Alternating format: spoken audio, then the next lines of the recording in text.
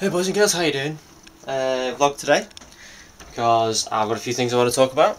But to begin with, I just want to note that last time I did a vlog in the daytime, because it's daytime now, I left light coming in through my window and there's a lot of glare and all that kind of stuff, and I apologise for that. So today, closed curtain, light on, hopefully it's better lighting. I know it's not exactly like professional lighting, but this is only a vlog, and I'm not exactly professional. Anyway, on to the topics. First off, Friday night I went to go see Iron Man 3. Now I'm not going to give any spoilers, so don't worry, you don't need to cover your ears and look away. All I'm going to say is it is fantastic. It's brilliant. They go with a brilliant arc, they go with a brilliant bad guy, and Ben Kingsley is amazing in this film, as is everyone else, but Ben Kingsley in particular. Fantastic film.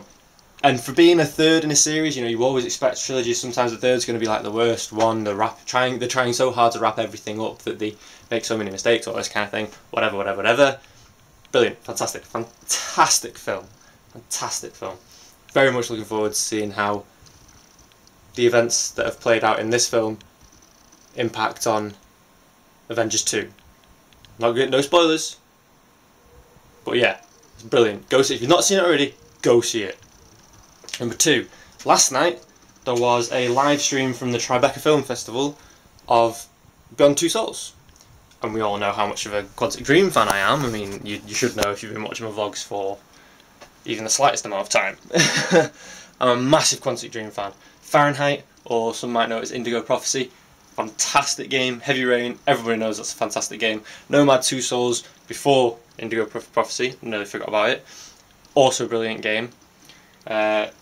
Just Quantic Dream, they're just unique in the way that, okay, loads of companies can do really good stories in computer games. There's no question about that. There are some computer games out there with fantastic storylines, but Quantic Dream, when they make a game, they make a game that is basically a movie.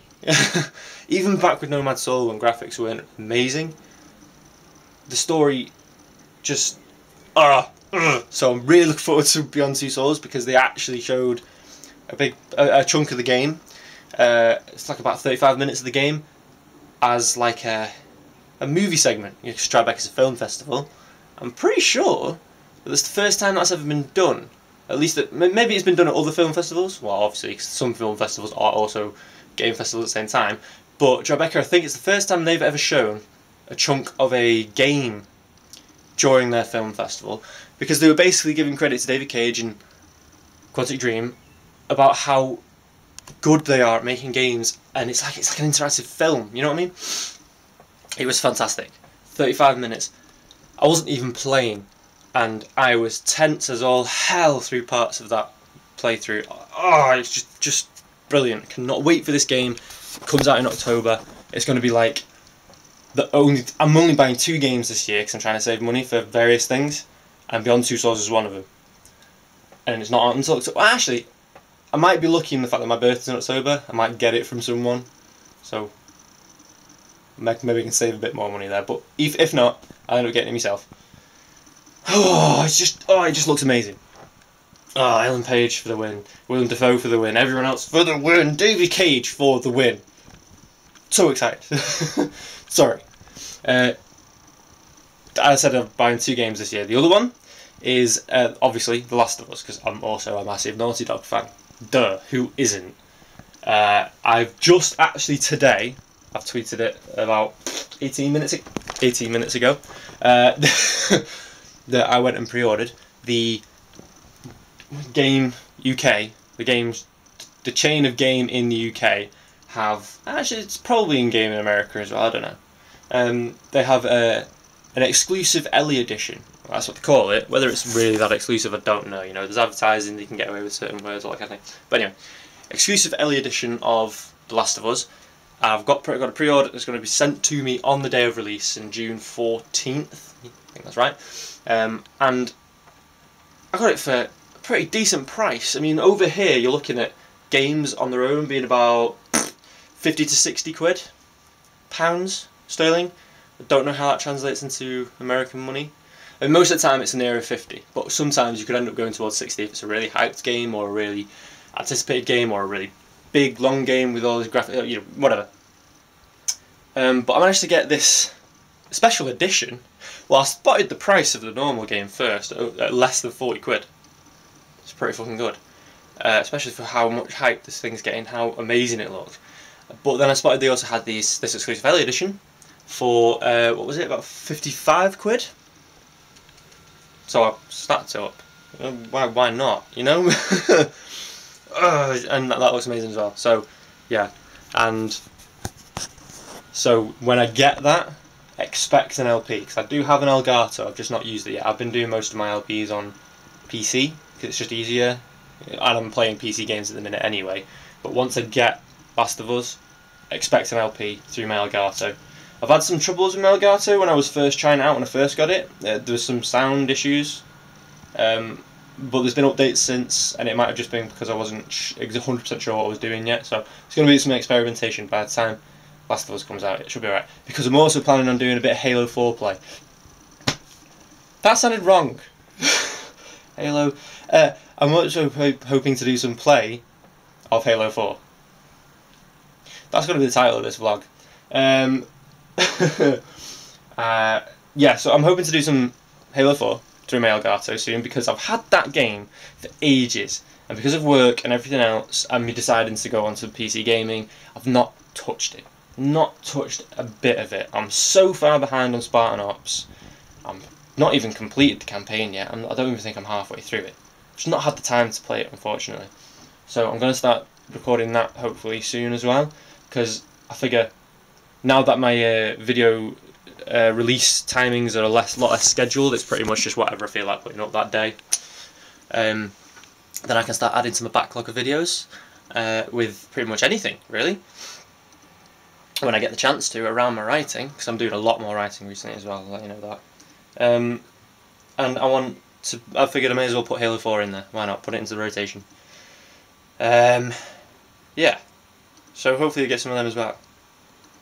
And you know what? I might actually just end up calling it Halo 4 Play, because I'm sure it's been done before, but that was entirely accidental, and it's awesome. I mean, how could that? If I've come up with that originally, it's coined here now. I'll be very surprised if I have though. There you go. Anyway, in other news, actually I think that's everything. Oh, touching back on the previous questions of the vlogs, I don't really get that many responses, but I'm very, very happy for the ones I did get.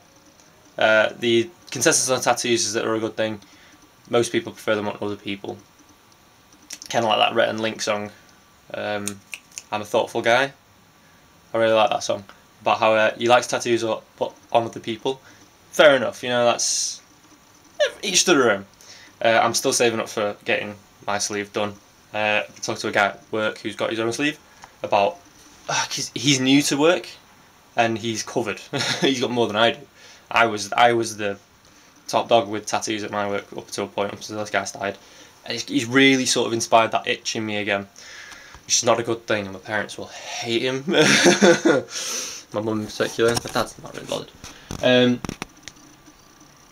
Yeah, so the consensus was, yeah, they were really, really good, mostly on other people, but those of you who do have them, Riken, you're a don, man. 14 tattoo, you are a don. Well done. I bow to your superiority. And then on to the psychology one that I did the day after, because I didn't have any videos to put up. I only had the one response from my good friend Katezi Cat, and she pretty much resonated the same thoughts I've always had, that if you need help, you may as well get it. It's a shame that it costs so much, but if you need help, you may as well get it. You know, that's what psychologists are there for. It's what I'm always there for with my friends. I used to do it before I even studied psychology. I was like the agony aunt, or agony uncle, whatever, for me, for my friends, kind of thing. Because I don't know, they seemed to think I was really good at getting to the root of problems, because I could sort of like cut through the bullshit of what they were saying. They'd freely admit this, that they didn't know what they were trying to say, so they'd just jabber on, and somehow I'd be able to pick out the thing. I don't know. I'm not trying to like make out like I'm great at this. I'm literally just saying what my friends have said in the past, and you know, I clung to that. So I was really happy I could help my friends, obviously, and you know, most of the occasions it worked out for the best. I mean, obviously, even professional psychologists would tell somebody to do something knowing that it could go wrong, but sometimes even going wrong is the end result, because then that inspires improvement. So anyway, Katai's Cat basically agreed with me, is the point. If you need help, get it. It's a shame that it costs so much these days. It's a shame that it costs so much to get into the field as well. In other news, Growl and Grandeur. This is actually one they don't have in their store anymore. I've snapped this up. Ooh, good 3, maybe 4. No, about 3 years ago.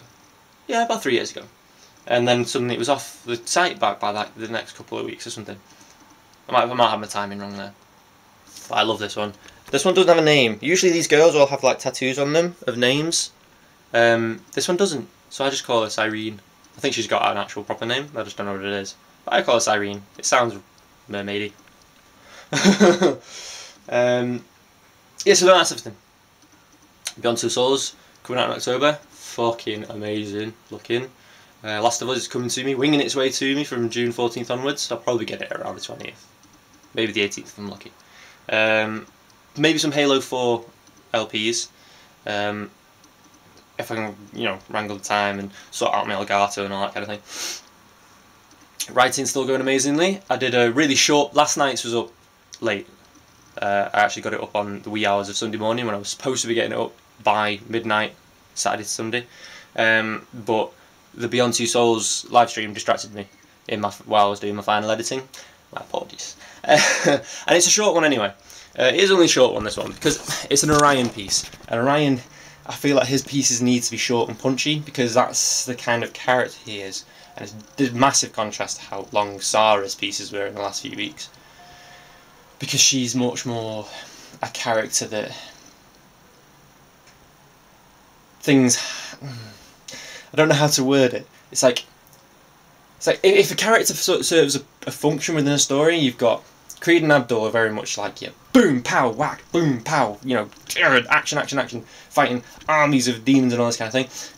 Orion does do the same thing, but his mood, his overarching mood, is the broodiness, and it's the undertones of how dark the story actually is. And then you've got Sarah, who is like the link to the real world, so she warrants a lot more explanation, a lot more narration, in terms of how it all fits into the world around her. So there's a lot more substance to when I write her.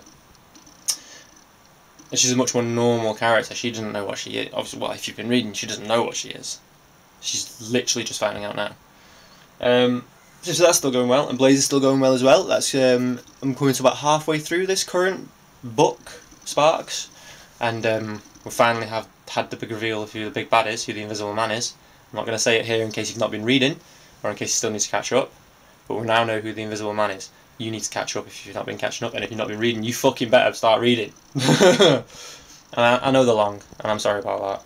I'm working on editing them all, by the way, because with One Hand Publishing coming, well, noticing me, kind of, and I'm still working on Amazon Publishing, I'm trying to edit together the first book, Kindling, into an actual, like, short novel. It's probably going to be about 120 pages, and sending it off to get it published. I was thinking about doing a Kickstarter, but I wouldn't know where to begin. Once I got the money, I wouldn't know where to begin on actually making it, if you know what I mean. So I'll probably just go with Amazon Publishing. I get my profits, I get noticed, they do all the publicity, and they do good publicity, so... Anyway, yeah, so that's that. Yeah, that's everything. Yeah, that's everything. Thanks for listening to me ramble.